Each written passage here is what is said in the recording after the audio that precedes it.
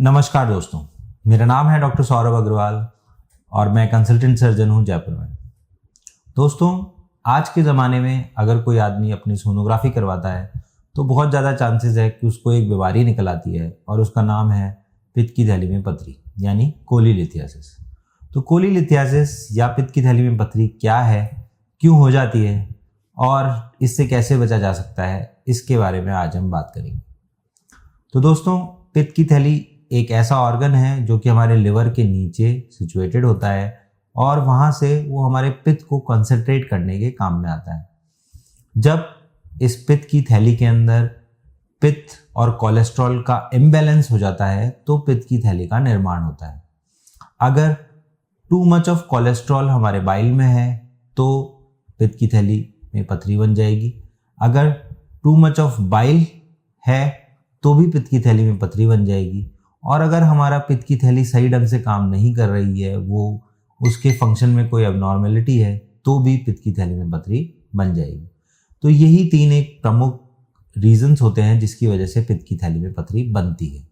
लेकिन अब हम जानेंगे कि ये पित्त की थैली की पथरी किन लोगों में बन सकती है।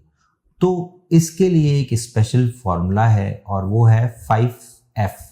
सबसे कॉमनली इन 5Fs के अंदर पित्त की थैली की पथरी का निर्माण होता है। तो सबसे पहला जो F है वो है फीमेल, क्योंकि ईस्ट्रोजन एक ऐसा हार्मोन है जो कि फीमेल्स में सिक्रीट होता है और ये पित्त की थैली के अंदर पथरी बनाने के लिए रिस्पॉन्सिबल पाया गया है। दूसरा जो F है वो है 40। एज के साथ साथ पित्त की थैली में पथरी बनने का खतरा बढ़ जाता है, इसलिए more than 40 years of age में पित्त की थैली की पथरी ज़्यादा पाई गई है। हालांकि आजकल की प्रैक्टिस में देखा गया है कि ये जो एज है ये कम डाउन टू 30 भी हो गई है और आजकल 30 साल से ऊपर भी पथरी खूब देखने को मिल रही है। तीसरा जो F है वो है फैट। जिन लोगों के अंदर कोलेस्ट्रॉल कंटेंट ज़्यादा है उनको पित्त की थैली के पथरी होने का खतरा ज़्यादा होता है, इसलिए फैटी लोगों में पित्त की थैली ज़्यादा पाई गई है। इसके अलावा जो चौथा F है वो है फर्टाइल, क्योंकि प्रेगनेंसी रिलेटेड जितनी भी चीज़ें हैं उसके अंदर भी पित्त की थैली ज़्यादा होती है, चाहे वो हार्मोनल पिल्स हो या फिर कुछ दवाइयाँ हों जिनकी वजह से पित्त की थैली की पथरी का खतरा ज़्यादा होता है। इसके अलावा जो लास्ट F है वो है फेयर इंडिविजुअल्स में पित्त की थैली का पथरी ज़्यादा होती है, इसीलिए यूरोपियन देशों में भी पित्त की थैली की पथरी का मरीजों की संख्या बहुत ज़्यादा है। कुछ और कारण हैं जिनकी वजह से पित्त की थैली में पथरी देखी गई है, जैसे कि जिनका रैपिड वेट लॉस होता है उनमें, जिनका डाइट इम्प्रॉपर रहता है उनमें, इसके अलावा जो हार्मोनल या OCP जो खा रहे होते हैं, जो मेडिकेशंस ले रहे होते हैं उसका, उनमें, या फिर जिन लोगों को लिवर से संबंधित कोई बीमारी होती है उनमें भी पित्त की थैली की पथरी ज़्यादा देखी गई है। तो दोस्तों, अब हम जानेंगे कि ये पित्त की थैली को हम प्रिवेंट कैसे कर सकते हैं। दोस्तों, अगर आपने इसको प्रिवेंट नहीं किया है तो आगे जाके आपको इसका ऑपरेशन ही कराना पड़ेगा, नहीं तो इसकी वजह से कोई और बीमारी भी हो सकती है। तो इसलिए इसका प्रिवेंशन बहुत ज़रूरी है।